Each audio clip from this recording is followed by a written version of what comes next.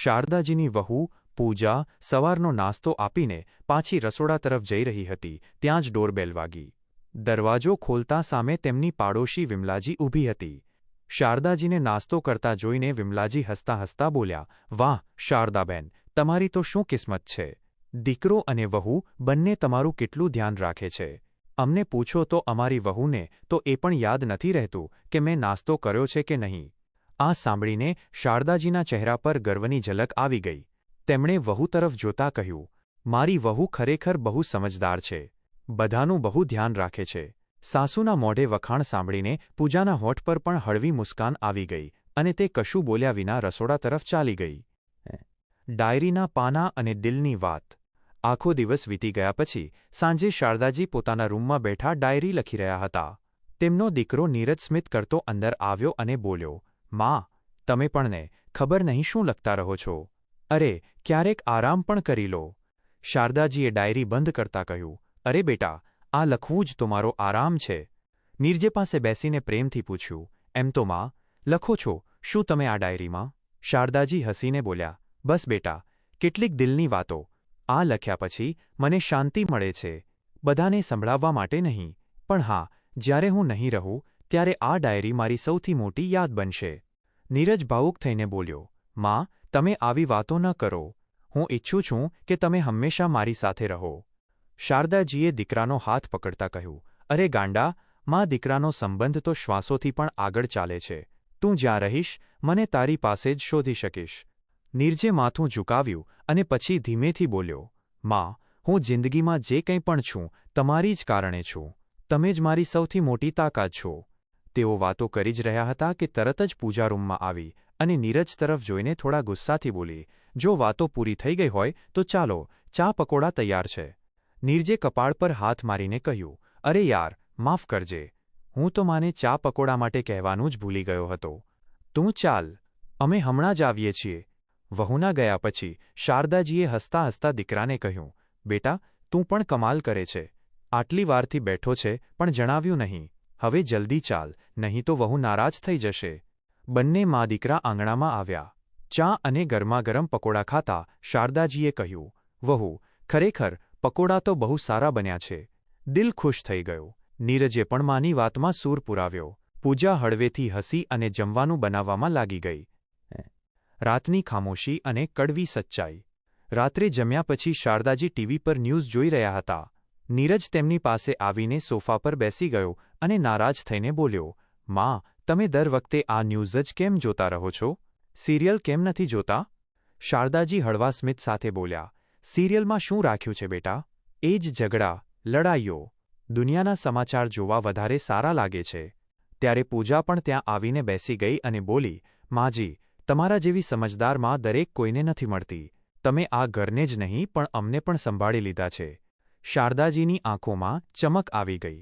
તેમણે વહુના માથા પર હાથ મૂકતા કહ્યું, દીકરી, તારા જેવી સંસ્કારી વહુ મળવી એ જ મારી સૌથી મોટી ખુશકિસ્મતી છે. નીરજે માના ખભા પર હાથ મૂકતા કહ્યું, માં, તમે આખી જિંદગી અમારા માટે બહુ કંઈ કર્યું. હવે વારો અમારો છે કે અમે તમારો દરેક ખ્વાબ પૂરો કરીએ. શારદાજી હસ્યા. તેમના દિલમાં એ જ વાત ગુંજી રહી હતી કે મારો દીકરો અને વહુ ખરેખર મને બહુ ચાહે છે, પરંતુ સચ્ચાઈ શું હતી તે શારદાજી હજી ઓળખી ન શક્યા. થોડી વાતો કર્યા પછી શારદાજી સૂવા માટે રૂમમાં ગયા અને નીરજ પૂજા પણ પોતાના રૂમમાં ચાલ્યા ગયા. રૂમમાં જતાં જ પૂજાએ ધીમા અવાજમાં કહ્યું, નીરજ, તને નથી લાગતું કે હવે સમય આવી ગયો છે? નીરજે મોબાઈલ નીચે મૂક્યો. તેની આંખોમાં ખચકાટ અને સવાલ બંને હતા. પૂજા, તું હંમેશા આટલી ઉતાવળ કેમ કરે છે? માની વાત છે, આટલી સરળ નથી. પૂજાએ થોડી કડવાશથી કહ્યું, સરળ ક્યારેય કશું નથી હોતું નીરજ, પણ જો હમણાં નહીં વિચાર્યું તો સમય પર પસ્તાવવું પડશે. વિચાર, આપણું ભવિષ્ય, આપણી જિંદગીનું શું થશે? નીરજ મૂંઝવણથી ભરેલો હતો. તેણે કહ્યું, જો પૂજા, હું માને તકલીફ નથી આપવા માંગતો. બસ ઈચ્છું છું કે બધું યોગ્ય રીતે થઈ જાય. પૂજા બોલી, જો નીરજ, ક્યારેક ક્યારેક સચ્ચાઈ પર ભાવનાઓનો પડદો નાખવો પડે છે. જો આપણે માત્ર માના ભરોસા અને સ્નેહમાં બંધાયેલા રહીશું તો આપણું ભવિષ્ય કેવી રીતે સંભાળીશું? નીરજ ચૂપ રહ્યો. તેની આંખોમાં ટકરાવ સ્પષ્ટ દેખાઈ રહ્યો હતો. એક તરફ માનો અખંડ વિશ્વાસ તો બીજી તરફ પત્નીની વાતોનું દબાણ. એ જ પળે અચાનક બહારથી ખણકવાનો અવાજ આવ્યો. બંને ચોંકીને શાંત થઈ ગયા. પૂજાનો ચહેરો પીળો પડી ગયો કે ક્યાંક માએ સાંભળી તો નથી લીધું. નીરજ ઝટપટ ઊઠ્યો અને જોયું તો બારી પર રાખેલી પ્લેટ પવનથી પડી ગઈ હતી. તેણે રાહતનો શ્વાસ લીધો અને સૂઈ ગયો. શાંતિ કાકીની આઘાતજનક કહાણી. બીજા દિવસે સવારે 6 વાગ્યે અચાનક દરવાજાની ઘંટડી વાગી. શારદાજીની ઊંઘ ખુલી. નીરજે ઊઠીને દરવાજો ખોલ્યો તો સામે પાડોશના શાંતિ કાકી ઊભા હતા. વાળ વેરવિખેર, ચહેરો આંસુઓથી ભરેલો. નીરજ ગભરાઈ ગયો અને બોલ્યો, કાકી, તમે આટલી સવારમાં? શું થયું? શાંતિજી ધ્રુસકે રડી પડ્યા. બેટા, મારા દીકરા વહુએ જ મને ઘરમાંથી કાઢી મૂકી. હવે હું ક્યાં જાઉં? આ સાંભળતા જ શારદાજી પણ દરવાજા સુધી આવી ગયા. તેમની આંખોમાં હેરાની અને દર્દ હતું. શાંતિજી ત્યાં જ ચોખટ પર બેસી ગયા. હા બહેન, જે દીકરાને મેં પાળ્યો, જે વહુને દીકરી સમજી, તે જ આજે કહી રહ્યા છે કે આ ઘર હવે ફક્ત તેમનું છે. મારા માટે જગ્યા નથી. નીરજે તરત જ તેમને સહારો આપીને અંદર બેસાડ્યા. શારદાજીનું દિલ કંપી ઉઠ્યું. તે ધીમેથી તેમની પાસે બેસતા બોલ્યા, શાંતિ બહેન, તારા દીકરા અને વહુ તો બહુ સારા હતા. આટલું ધ્યાન રાખતા હતા. પછી અચાનક એવું શું થઈ ગયું? શાંતિજી રડતા બોલ્યા, શારદા, જ્યાં સુધી તેમના પિતાજી હતા ત્યાં સુધી બધું ઠીક હતું. મને લાગતું હતું કે તે મારી વહુ નહીં પણ મારી દીકરી છે. પણ જેવો મારા પતિએ મને એકલી છોડી, દીકરા વહુ બદલાઈ ગયા. વહુએ કહેવાનું શરૂ કરી દીધું કે હવે આ ઘર મારું છે. અને મારો દીકરો ચૂપચાપ વહુની હામાહા મિલાવતો રહ્યો. ગઈ રાત્રે તો બંનેએ સાફ કહી દીધું કે હવે તમે ક્યાંક બીજે જઈને રહો. આ સાંભળતા જ શારદાજીનો ગળો ભરાઈ આવ્યો. ભગવાન! સંતાન આટલું નિર્દય કેવી રીતે હોઈ શકે? ત્યારે નીરજે આગળ વધીને શારદાજીનો હાથ પકડ્યો અને બોલ્યો, કાકી, તમે એકલા નથી. જ્યાં સુધી અમે છીએ તમને કોઈ વસ્તુની કમી નહીં થવા દઈએ. નીરજે આટલું કહેતા જ પૂજા ચૂપચાપ તેની તરફ ઘૂરવા લાગી. તેની આંખોમાં એક ન કહેવાયેલો સવાલ હતો. નીરજે તેના ભાવને અનસુણ્યો કરી દીધો. શારદાજીએ શાંતિજીનો હાથ પકડીને બોલ્યા, શાંતિ, તું જ્યાં સુધી ઈચ્છે અહીં મારી પાસે રહી શકે છે. તો શાંતિજીએ માથું હલાવતા કહ્યું, નહીં શારદા, હું અહીં તારા પર બોજ નથી બનવા માંગતી. હવે હું કોઈ વૃદ્ધાશ્રમમાં ચાલી જઈશ. ત્યાં જ મારા બાકીના દિવસો વિતાવીશ. કહેતા તેમ થોડી વાર પછી પોતાને સંભાળતા શાંતિજીએ કહ્યું, શારદા, આજે મારું દર્દ જોઈને તને પણ રડવું આવી રહ્યું છે, પણ બસ એટલું યાદ રાખજે, બેટા, દીકરો ભલે ગમે તેટલો વહાલો હોય પણ આંખ મીચીને ભરોસો તેના પર ક્યારેય ન કરતી, કારણ કે સમય આવે દીકરો પણ બદલાઈ શકે છે. શાંતિજીની વાતો સાંભળીને શારદાજી થંભી ગયા. તેમની આંખો ભરાઈ આવી, પણ પછી હોઠ પર ધીમી મુસ્કાન લઈને બોલ્યા, બહેન, મારો નીરજ એવો નથી. તે તો મારા શ્વાસો જેવો છે. જ્યાં સુધી હું જીવતી છું તે મારી સાથે રહેશે.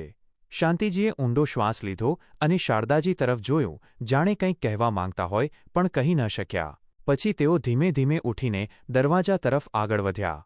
શારદાજી તેમને બહાર સુધી મૂકવા ગયા. ડર અને આત્મસમજાવટ. શાંતિજીના ગયા પછી ઘરમાં સન્નાટો છવાઈ ગયો. બારી પાસે બેઠેલા શારદાજીને વારંવાર એ જ શબ્દો યાદ આવી રહ્યા હતા. પોતાના સંતાન પર આંખ મીચીને ભરોસો ક્યારેય ન કરવો. સમય બદલાતા વાર નથી લાગતી. આ વાક્ય કોઈ તીરની જેમ તેમના દિલમાં ખૂંચતા રહ્યા. તેમના દિલમાં હળવો ડર સમાઈ ગયો કે જો ક્યારેય મારી સાથે પણ આવું થયું તો? આ વિચારીને જ તેમની આંખો ભીની થઈ ગઈ. પણ પછીના જ પળે તેમણે માથું હલાવતા પોતાની જાતને કહ્યું, નહીં, નહીં, હું કેવી મૂર્ખામીભરી વાતો વિચારી રહી છું. મારો નીરજ તો હંમેશા મારી ગોદમાં માથું મૂકીને બાળપણની જેમ વાતો કરે છે.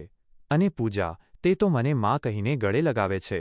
નહીં, મારો દીકરો અને વહુ એવું ક્યારેય ન કરી શકે. તેમણે ઊંડો શ્વાસ લીધો પણ હોઠ પર હળવી મુસ્કાન હતી, જેમ પોતાની જાતને જ સમજાવી રહ્યા હોય. પત્નીની જીદ અને પુત્રની મૂંઝવણ. રાત થઈ તો પૂજાએ આજે ફરીથી કહ્યું, નીરજ, પછી શું વિચાર્યું તે? નીરજ થોડીવાર ચૂપ રહ્યો. તેના મનમાં માનો ચહેરો ઉભરી આવ્યો. એ માં, જેણે તેને પાળ્યો પોષ્યો. ત્યારે પૂજાની વાતો ગુંજી ઉઠી. તે બોલી, હું જાણું છું નીરજ કે તારા માટે માં બહુ મહત્વ ધરાવે છે. પણ નીરજ, જો આપણે હંમેશા આ જ જવાબદારીઓમાં બંધાયેલા રહીશું તો આપણા સપનાઓને ક્યારે પૂરા કરીશું? રૂમનું વાતાવરણ સન્નાટામાં છવાઈ ગયું. નીરજે આંખો મીચી લીધી. તેના શ્વાસ ભારે થઈ ગયા. માનો અખંડ સ્નેહ અને પત્નીની વધતી જીદ, બંને વચ્ચે તેનું મન ડગમગવા લાગ્યું. ત્યારે પૂજાએ તેનો હાથ પકડતા કહ્યું, તું બસ મારો સાથ આપ નીરજ, બાકી બધું હું સંભાળી લઈશ. નીરજે તેની તરફ જોયું પણ જવાબ ન આપ્યો. બસ ઊંડો શ્વાસ લેતા સૂઈ ગયો. મુંબઈની સફર, એક કાવતરું. બીજા દિવસે સવારે શારદાજી હંમેશની જેમ છોડવાઓને પાણી આપી રહ્યા હતા. ત્યારે પાછળથી નીરજ આવીને ઊભો રહી ગયો અને ધીમેથી બોલ્યો, માં, મારે તમારી સાથે થોડી વાતો કરવી હતી. શારદાજીએ કહ્યું, હા બેટા, કહેને શું વાત છે. નીરજ એક પળ માટે ચૂપ થઈ ગયો, પછી ધીમા અવાજમાં બોલ્યો, માં, મારો દોસ્ત મનોજ, તેની પત્ની ગર્ભવતી છે. તેને કોઈપણ સમયે બાળક થઈ શકે છે. તેની મા પણ નથી. હું વિચારી રહ્યો હતો કે જો તમે થોડા દિવસ ત્યાં રહીને તેમનો સહારો બની જાઓ. આ સાંભળીને શારદાજી થંભી ગયા અને હેરાનીથી દીકરા તરફ જોતા બોલ્યા, પણ બેટા, હું. નીરજ કંઈ કહે તે પહેલાં જ પૂજા આવી ગઈ અને સ્મિત કરતા બોલી, માજી, જો તમે ત્યાં ચાલ્યા જશો તો તેમને બહુ સહારો મળશે, અને વળી બીજાની મદદ કરવી તો તમારો હંમેશા સ્વભાવ રહ્યો છે. શારદાજીએ હળવા સ્મિત સાથે કહ્યું, હા, વહુ, મને પણ એમ જ લાગ્યું. જો મારા જવાથી કોઈનું ભલું થશે તો કેમ નહીં. પૂજા બોલી, તો પછી ઠીક છે માજી, હું તમારા માટે જરૂરી સામાન બાંધી દઈશ અને અહીંની ચિંતા તમે બિલકુલ ન કરશો. આ સાંભળીને નીરજે રાહતનો શ્વાસ લીધો. માનું સહમત થવું તેના માટે સરળ નહોતું, પણ પૂજાની એ વાતોએ જાણે બધું સંભાળી લીધું. શારદાજીએ કબાટ ખોલીને કપડાં કાઢવા લાગ્યા. પૂજા મદદનો દેખાડો કરતા બોલી, માજી, વધારે સામાન ન લેજો. બસ જરૂરિયાતનો સામાન જ લઈ જાઓ. ત્યાં મનોજભાઈના ઘેર તમને કોઈ વસ્તુની કમી નહીં હોય. નીરજ રૂમમાં આવ્યો અને બોલ્યો, માં, મેં મનોજ સાથે વાત કરી લીધી છે. તે બહુ ખુશ છે કે તમે ત્યાં જઈ રહ્યા છો. શારદાજીએ દીકરાને આશીર્વાદ આપતા કહ્યું, ઈશ્વર તને હંમેશા સુખી રાખે બેટા. સારું કર્યું જે કોઈની મદદ કરવાનું વિચારી શક્યો. બપોર થતાં પાડોશી વિમલાજીએ આવીને પૂછ્યું, અરે શારદા બહેન, આજે સવારથી દેખાયા નહીં, ક્યાંની તૈયારી થઈ રહી છે? શારદાજી કંઈ કહે તે પહેલાં જ પૂજા બોલી પડી, અરે, કંઈ ખાસ નહીં. નીરજના દોસ્તની પત્નીને બાળક થવાનું છે. આજે રાતની ટ્રેન છે. કાલે સવારે મુંબઈ પહોંચી જશે. વિમલાજીએ ઉત્સુકતાથી પૂછ્યું, અચ્છા બહેન, પછી પાછા ક્યારે આવશો? ત્યારે પૂજા ફરીથી જલ્દીથી બોલી પડી, અરે બસ, વધારેમાં વધારે 1 મહિનો લાગશે. જ્યાં સુધી બાળક નહીં થાય ત્યાં સુધી માજી ત્યાં જ રહેશે. પછી આરામથી પાછા ફરશે. શારદાજીએ ચૂપચાપ માથું હલાવી દીધું. તેમના મનમાં હળવી શંકા થઈ. આખો 1 મહિનો? મેં તો વિચાર્યું હતું બસ થોડા જ દિવસની વાત હશે, પણ પછી તેમણે પોતાના દિલને સમજાવી દીધું. પણ તેમને જરાય અંદાજ નહોતો કે પોતાના ઘરમાંથી નીકળીને મુંબઈ સુધીનો આ સફર તેમના જીવનની દિશા જ બદલી નાખશે. વિદાયની વેદના. રાત્રે 10 વાગે શારદાજીને ટ્રેનમાં બેસાડીને નીરજે પ્રેમથી કહ્યું, માં, તમે આરામથી રહેજો. મુંબઈ પહોંચતા જ મનોજ તમને રિસીવ કરી લેશે. પૂજા પણ સ્મિત કરીને બોલી, હા, માજી, અને રોજ ફોન પર આપણી વાતો થતી રહેશે. શારદાજીની આંખો ભીની થઈ ગઈ. તેમણે દીકરાનો હાથ કસીને પકડ્યો અને ધીમા સ્વરે બોલ્યા, બેટા, મને તમારા બંનેની બહુ યાદ આવશે. કેવી રીતે રહીશ હું તમારા બંને વિના? તેમની આંખોમાંથી આંસુ વહેવા લાગ્યા. નીરજે તરત માનો હાથ પકડ્યો અને બાળકની જેમ સમજાવતા બોલ્યો, માં, આ બસ થોડા દિવસની વાત છે. તમે તો જાણો છો કે હું તમારાથી એક પળ પણ દૂર નથી રહી શકતો. શારદાજીએ આંસુ લૂછતા ઊંડો શ્વાસ લીધો અને હળવા સ્મિત સાથે બોલ્યા, ઠીક છે બેટા, અને સાંભળ, હવે જ્યારે હું ઘરમાં નહીં હોઉં તો તું પોતાનું અને વહુનું સારી રીતે ધ્યાન રાખજે અને બહારનું કશું ન ખાતો, સમજ્યો? નીરજ હસીને બોલ્યો, માં, તમે નિશ્ચિંત રહો. તમારી વહુ મારું સારી રીતે ધ્યાન રાખશે. પૂજાએ ઝૂકીને માજીના પગ સ્પર્શ્યા અને ધીમેથી બોલી, માજી, હવે તમે અહીંની ચિંતા છોડી દો. ટ્રેને એક લાંબી સીટી આપી અને શારદાજીએ બારીમાંથી બહાર ડોકિયું કરીને બેઠેલા દીકરા વહુને જોયા. તેમના ચહેરા પર ગર્વ અને સ્નેહની રેખાઓ સ્પષ્ટ દેખાઈ રહી હતી. ધીમે ધીમે ટ્રેન ચાલી પડી. બારીમાંથી હાથ હલાવતા શારદાજીની આંખો ફરીથી ભરાઈ આવી. તેમને શું ખબર હતી કે આ સફર તેમની જિંદગીનો વળાંક હંમેશા માટે બદલી નાખશે. મુંબઈમાં નવું ઘર. સવારની ઠંડી હવા અને ગાડીઓના અવાજે તેમને જગાડ્યા. ટ્રેન પ્લેટફોર્મ પર રોકાતા જ શારદાજી ધીમે ધીમે ઉતરવા લાગ્યા. ત્યારે સામેથી લગભગ 35 વર્ષનો એક માણસ આગળ વધ્યો અને હાથ જોડીને બોલ્યો, નમસ્તે માજી, તમે જ શારદાજી છો ને? હું મનોજ છું, નીરજનો દોસ્ત. શારદાજીના ચહેરા પર રાહતની રેખાઓ ઉભરી આવી. તેમણે તરત હામાં માથું હલાવ્યું અને બોલ્યા, હા બેટા, હું જ છું. સારું થયું તું મળી ગયો. નહીં તો આ મોટા શહેરમાં હું બહુ ગભરાઈ જાત. મનોજે તરત તેમની બેગ પકડી અને આદરથી કહ્યું, માજી, હવે તમે બિલકુલ ચિંતા ન કરો. અહીં તમે મારી માની જેમ જ રહેશો. ચાલો, ગાડી બહાર ઊભી છે. ગાડીમાં બેસતા જ શારદાજીના મનમાં એક સંતોષ ઉતરી આવ્યો. કેટલો સંસ્કારી છોકરો છે. મને માં કહી રહ્યો છે. પણ તેમને જરાય અંદાજ નહોતો કે સ્મિત કરતો આ ચહેરો તેમના જીવનની સૌથી કડવી સચ્ચાઈનો હિસ્સો બનવાનો છે.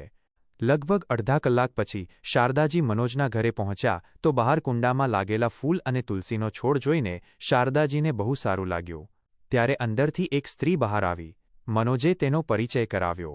માજી, આ મારી પત્ની નિશા છે. નિશા તેમને જોઈને સ્મિત કરતા બોલી, નમસ્તે માજી. સારું થયું તમે આવી ગયા. હવે મને થોડી રાહત મળશે. આ હાલમાં બધું સંભાળવું મુશ્કેલ પડી રહ્યું હતું.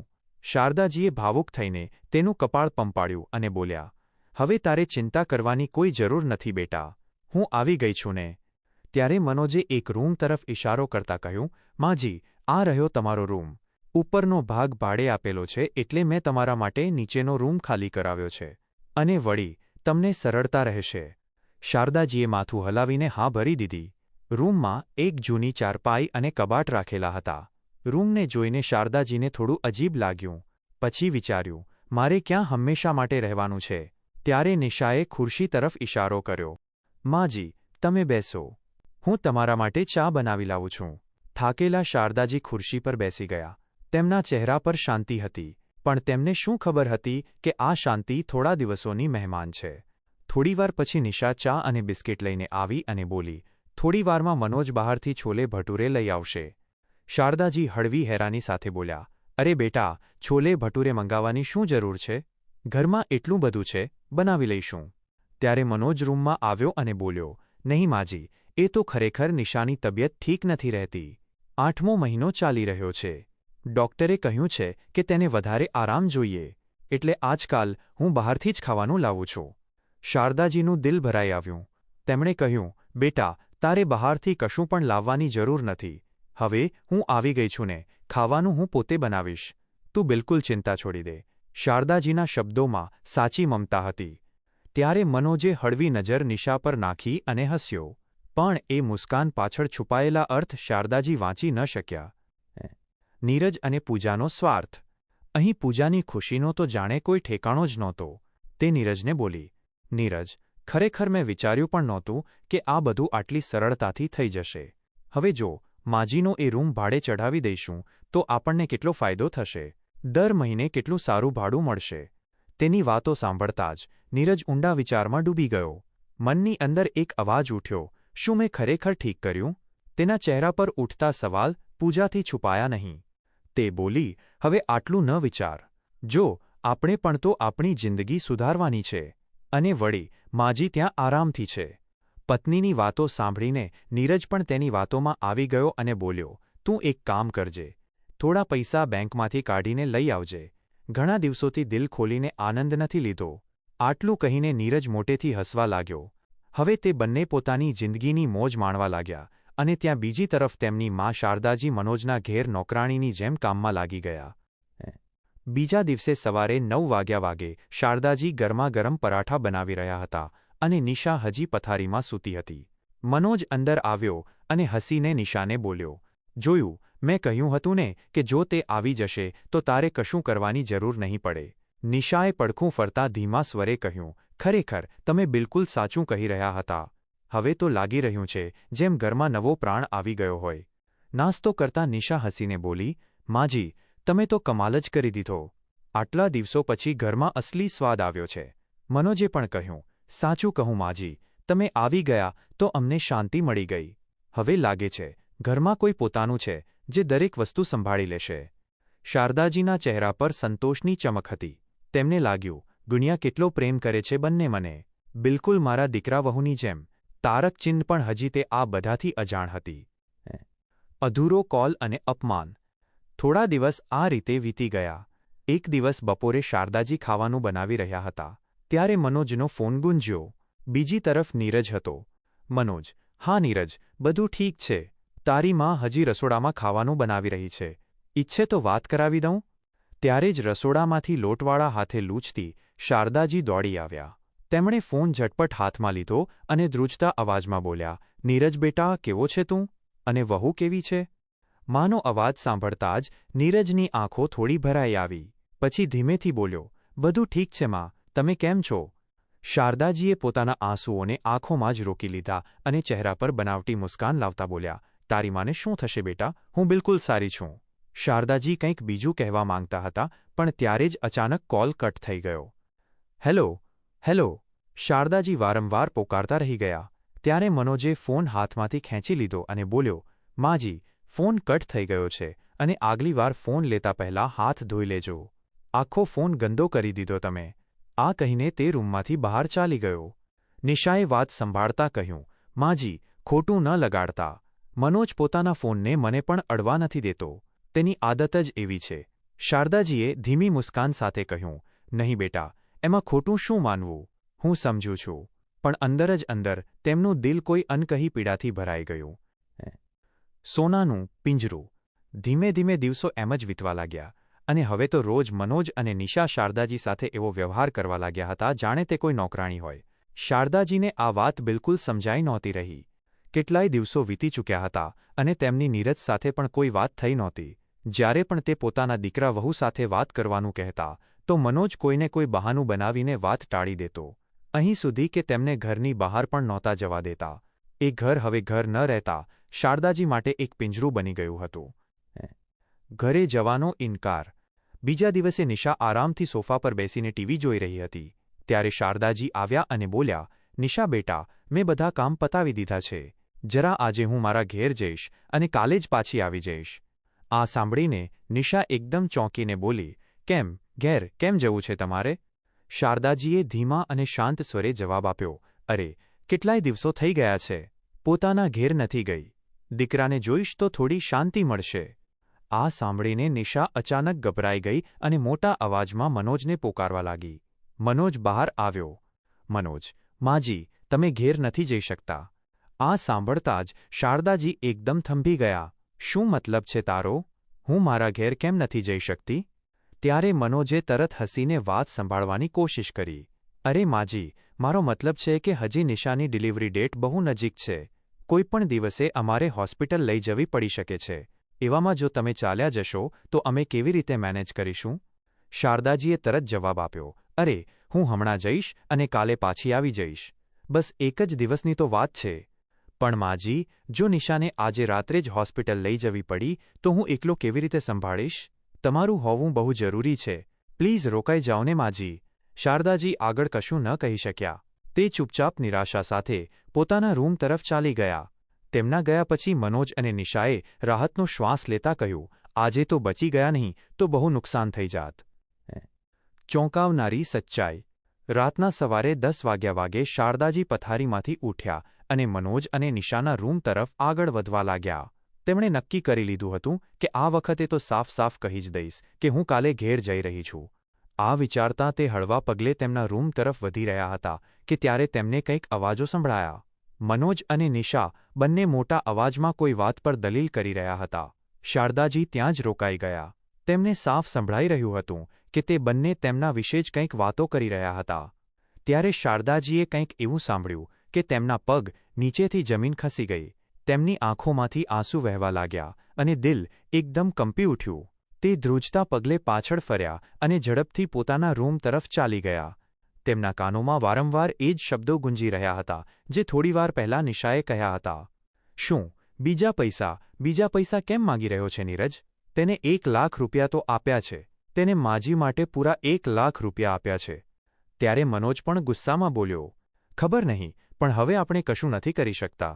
પોલીસ પાસે પણ નથી જઈ શકતા કારણ કે આપણે પોતે ગેરકાયદેસર રીતે શારદાજીનો સોદો કર્યો છે. ખબર નહીં શું અક્કલ પર પથ્થર પડી ગયા હતા મારા પણ જે આવા માણસની વાતોમાં આવી ગયો જે પોતાની માને પણ વેચી શકે છે. તે કેટલો ગીરેલો માણસ હશે. આ શબ્દો જાણે શારદાજીના કાનોમાં સતત ગુંજી રહ્યા હતા. હવે તેમને સમજાઈ ચૂક્યું હતું કે જે દીકરાને મળવા માટે તે આટલી તડપી રહ્યા હતા તે તો તેમને ક્યારના વેચી ચૂક્યો હતો. તેમના મનમાં નહીં જઈ શકું? તેમના સવાલો તેમને અંદર જ અંદર તોડી રહ્યા હતા. આંસુ નીકળીને ઓશિકામાં સમાતા રહ્યા અને એ જ વહેતા આંસુઓ સાથે શારદાજી ક્યારે સૂઈ ગયા તેમને ખુદને ખબર ન પડી. બીજા દિવસે સવારે 7 વાગે શારદાજીના દરવાજા પર જોરથી દસ્તક થઈ. મનોજ બૂમો પાડી રહ્યો હતો, માજી ઉઠો ને. શારદાજી જલ્દીથી ઉઠ્યા અને દરવાજો ખોલ્યો તો સામે નિશા દર્દથી ચીસો પાડી રહી હતી. તેને અચાનક પ્રસવ પીડા શરૂ થઈ ગઈ. મનોજ ગભરાઈને નિશાને લઈને હોસ્પિટલ તરફ નીકળી ગયો. હવે આખું ઘર શારદાજી માટે ખાલી અને સૂનું હતું. રાતના આંસુ હજી પણ તેમના ચહેરા પર સુકાયેલા હતા. પણ ખબર નહીં કેમ આજે શારદાજી ખૂબ શાંત હતા. રાત્રે દીકરા અને વહુની હેવાનિયત જાણીને જેટલા તે રડ્યા હતા, હવે તેટલા જ સ્થિર હતા. જાણે આંસુઓની સાથે સાથે તેમનો બધો પ્રેમ અને લગાવ પણ નીકળી ચૂક્યો હતો. બપોરે બધું કામ પતાવીને શારદાજી સોફા પર બેઠા ઊંડા વિચારમાં ડૂબેલા હતા કે ત્યારે જ ઘરનો લેન્ડલાઇન ફોન વાગ્યો. તેમણે ફોન ઉપાડ્યો તો બીજી તરફ મનોજ હતો. મનોજ: હેલો માજી, અમે આજ માટે હોસ્પિટલમાં જ રહીશું. તમે તમારું ધ્યાન રાખજો. શારદાજીએ વધારે કશું ન કહેતા બસ એટલું કહ્યું, ઠીક છે બેટા, પોતાનું અને વહુનું ધ્યાન રાખજે. અને ફોન મૂકી દીધો. પણ ત્યારે તેમના ચહેરા પર એક ન કહેવાયેલી મુસ્કાન આવી ગઈ. તે તરત ઉઠ્યા અને પોતાનો સામાન પેક કરવા લાગ્યા. પછી એક ચિઠ્ઠી લખી અને ટેબલ પર મૂકીને ઘરમાંથી બહાર નીકળી ગયા. પણ ગયા ક્યાં તે ફક્ત શારદાજી જ જાણતા હતા. પાર્ટીની મજા અને માસીનો પ્રવેશ. બીજા દિવસે સાંજે નીરજ અને પૂજા ઘરમાં મજાથી પાર્ટી કરી રહ્યા હતા કે ત્યારે જ દરવાજાની ઘંટડી વાગી. પૂજાએ ઉઠીને જેવો દરવાજો ખોલ્યો તો સામે પોતાની માસી, સાસુ, મોહિનીજીને જોઈને તેના શ્વાસ જાણે થંભી ગયા. પૂજા ગભરાતા બોલી, માસીજી, તમે આ વખતે? મોહિનીજીએ દરવાજાને ઠોકર મારી અને અંદર આવતા બોલ્યા, જોઈ રહી છે, હાથમાં બેગ છે પણ તોય આંખો ફાડીને ઊભી છે. અરે, એટલું પણ નહીં કે થોડી મદદ જ કરી દઉં. મોહિનીજી અંદર આવ્યા અને હોલમાં નજર દોડાવીને બોલ્યા, અરે વાહ ભાઈ, અહીં તો પાર્ટી ચાલી રહી છે, એ પણ એકલા. નીરજ પણ સામે આવી ગયો અને બોલ્યો, માસીજી, તમે આ સમયે? ત્યારે મોહિનીજી હસતા બોલ્યા, અરે ભાઈ, તમે બંને મને જોઈને એટલા હેરાન પરેશાન થઈ રહ્યા છો જેમ કોઈ ભૂત જોઈ લીધું હોય. પછી મોટેથી પોતાની બહેનને અવાજ લગાવવા લાગ્યા, શારદા! અરે ઓ શારદા, ક્યાં છે તું? નીરજ ગભરાતા બોલ્યો, અરે માસી, માં ઘેર નથી. તે 2 દિવસથી પોતાની સહેલીઓ સાથે તીર્થયાત્રા પર ગઈ છે. મોહિનીજી ચિંતિત થઈને બોલ્યા, અરે એમ અચાનક યાત્રા પર ચાલી ગઈ. તેણે મને જણાવ્યું પણ નહીં. ખેર, કોઈ વાત નહીં. હવે આવી જ ગઈ છું તો રોકાઈ જાઉં છું. નીરજના હાથમાંથી પાણીનો ગ્લાસ નીચે પડી ગયો. મોહિનીજીએ પાછળ ફરીને જોયું અને બોલ્યા, કેમ રે નીરજ, તારો ચહેરો આટલો હવાઈ કેમ થઈ ગયો છે? પછી પૂજા તરફ જોતા કહ્યું, હવે ચાલ વહુ, જલ્દીથી સરસ ચા બનાવીને લઈ આવ. ટીવી પર સનસનાટી. કિચનમાં પૂજા ચાનું તપેલું પછાડતા ગુસ્સામાં નીરજને બોલી, ખબર નહીં આ કેમ આવી ગઈ છે. હવે ન જાણે ક્યારે જશે અહીંથી. આટલી મુશ્કેલીથી તો માજીથી છુટકારો મળ્યો હતો અને હવે તેમની બહેન આવીને બેસી ગઈ. નીરજે તેને વધારે રિએક્ટ ન કરવાની સલાહ આપી. મોહિનીજીનો ઊંચો અવાજ આવ્યો, અરે વહુ, હજી સુધી ચા નથી લાવી? પૂજાએ જલ્દીથી ચા બનાવી અને બહાર લઈ આવી. ચાનો કપ ટેબલ પર મૂકતા મોહિનીજીએ નીરજના હાથમાંથી રિમોટ લીધો અને સીધો એક ન્યૂઝ ચેનલ ખોલી દીધો. પૂજા બોલી, અરે માસીજી, તમે ક્યારથી ન્યૂઝ જોવા લાગ્યા? મોહિનીજીએ હળવા સ્મિત સાથે કહ્યું, નહીં વહુ, આ મામલો કંઈક અલગ છે.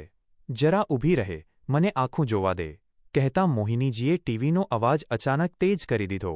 ટીવી પર એક તાજા સમાચાર પ્રસારિત થયા, જેમાં ન્યૂઝવાળા માઇક લઈને બોલી રહ્યા હતા કે આ એક એવી માની કહાની છે જેને તેમના જ સગા દીકરાએ કોઈ બીજાના ઘેર નોકરાણી બનાવીને વેચી દીધી. આ સાંભળતા જ નીરજ અને પૂજાની આંખો ફાટેલી રહી ગઈ. બંનેના ચહેરા પર પરસેવો વહેવા લાગ્યો. મોહિનીજીએ કહ્યું, હે ભગવાન, કેવા બાળકો છે આજકાલના! પોતાની માને કોઈ વેચી શકે છે શું? એ પણ થોડા પૈસા માટે. પૂજા ગભરાતા બોલી, અરે માસીજી, છોડો ને આ બધું.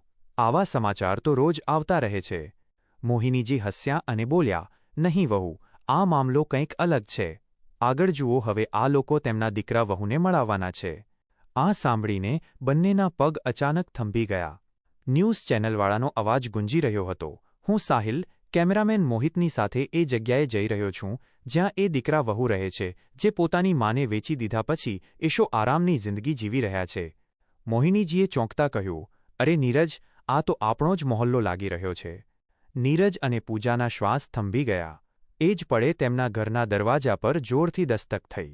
નીરજ ભારે પગલે લથડાતો દરવાજા તરફ આગળ વધ્યો. કરતૂતનું પરિણામ સામનો. મોહિનીજીએ તેજ સ્વરે પૂજાને દાટી, વહુ, તું કેમ બેઠી છે? જા જો કોણ આવ્યું છે. પૂજા ડરતા ઊઠી અને દરવાજા તરફ આગળ વધી. દરવાજો ખોલતાં જ સામેનો નજારો જોઈને બંનેના પગ નીચેથી જમીન ખસી ગઈ, કારણ કે ન્યૂઝવાળાઓની સાથે આખો મહોલ્લો ભેગો થઈ ગયો હતો. ન્યૂઝવાળાઓએ માઇક તેમની તરફ વધારતા કહ્યું, તો તમે જ છો એ દીકરા વહુ જેમણે પોતાની માનો સોદો કરી નાખ્યો? શું તમને જરા પણ શરમ ન આવી આવું કરવામાં? પૂજા ગભરાતા ચીસો પાડી, શું કહી રહ્યા છો તમે? તમને ગેરસમજ થઈ છે. નીકળો અહીંથી. હું પોલીસ બોલાવીશ. નીરજે પણ ડરથી ધ્રુજતા કહ્યું, ચૂપચાપ અહીંથી નીકળી જાઓ. ત્યારે પાછળથી મોહિનીજી બહાર આવ્યા અને એક જોરદાર તમાચો નીરજના ગાલ પર જડી દીધો. આ જોઈ પૂજાની આંખો ફાટેલી રહી ગઈ. મોહિનીજીએ ક્રોધથી પૂજા તરફ જોયું અને એક તમાચો સીધો તેના ગાલ પર પણ જડી દીધો. પછી ગુસ્સાથી ત્રાડ પાડતા બોલ્યા, એકદમ ચૂપ. જો એક શબ્દ પણ વધારે બોલી તો મારાથી ખરાબ કોઈ નહીં હોય. સચ્ચાઈ બધાની સામે આવી ચૂકી છે અને તોય તમે બંને જૂઠું બોલી રહ્યા છો. નીરજ અને પૂજાના હોઠો પરથી હવે કોઈ અવાજ ન નીકળ્યો. બંને પરસેવાથી ભીના થયેલા દરવાજો બંધ કરવાની કોશિશ કરવા લાગ્યા. ત્યારે ભીડની વચ્ચેથી એક હાથ આગળ વધ્યો અને તેણે કસીને દરવાજાને પકડી લીધો. નીરજની પૂરી કોશિશો છતાં પણ દરવાજો ધીમે ધીમે ખુલતો ચાલ્યો ગયો અને દરવાજાની સાથે નીરજ પણ નીચે પડી ગયો, કારણ કે એ હાથ કોઈ બીજાનો નહીં, તેની મા શારદાજીનો હતો. આ જોઈ નીરજની આંખો ફાટેલી રહી ગઈ અને ત્યારે શારદાજીએ આગળ વધીને એક જોરદાર તમાચો નીરજના ગાલ પર જડી દીધો.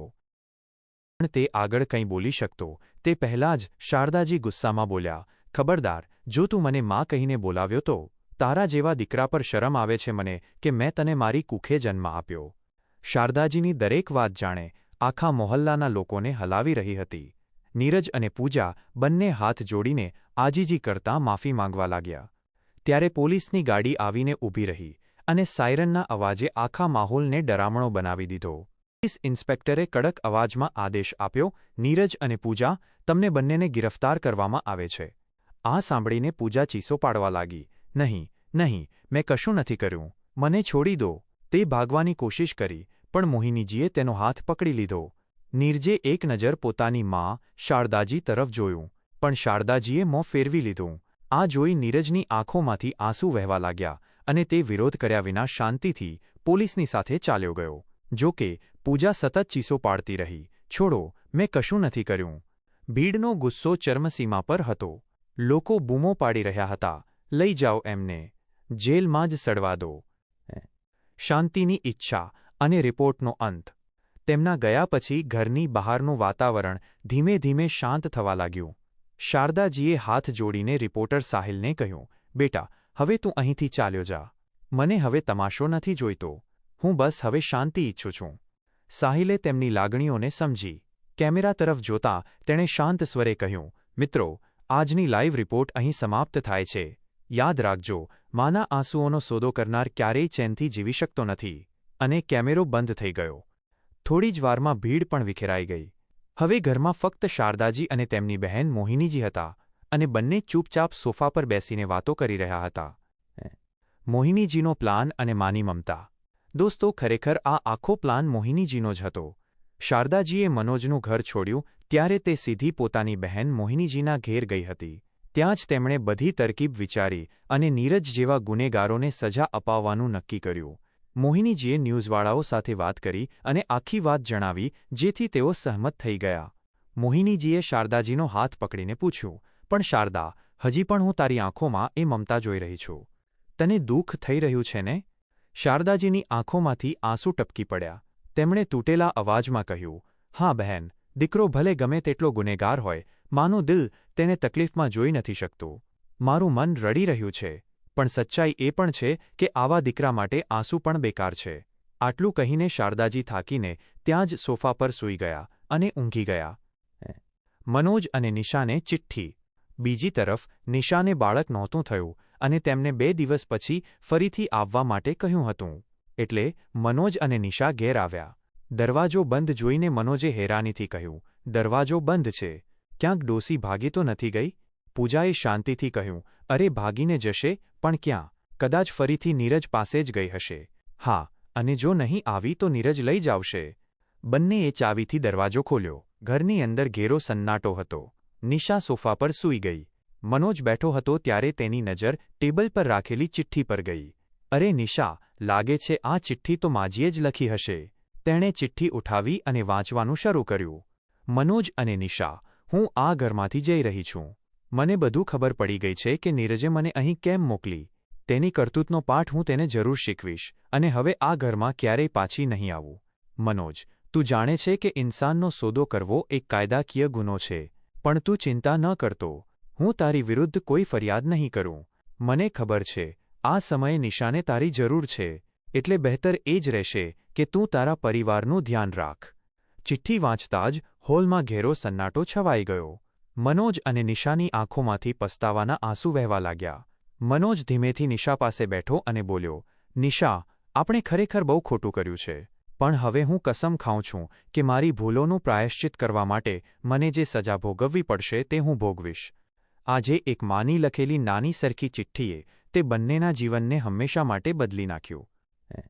અંતિમ સંદેશ. દોસ્તો, આજ છે માની મમતા. તે રડીને પણ આપણને હસતા શીખવી દે છે અને તૂટીને પણ આપણને જીવતા શીખવી જાય છે. એટલે મા-બાપથી વધીને આ દુનિયામાં કશું નથી હોતું. જય શ્રી કૃષ્ણ. રાધે રાધે. આ વાર્તાના આગલા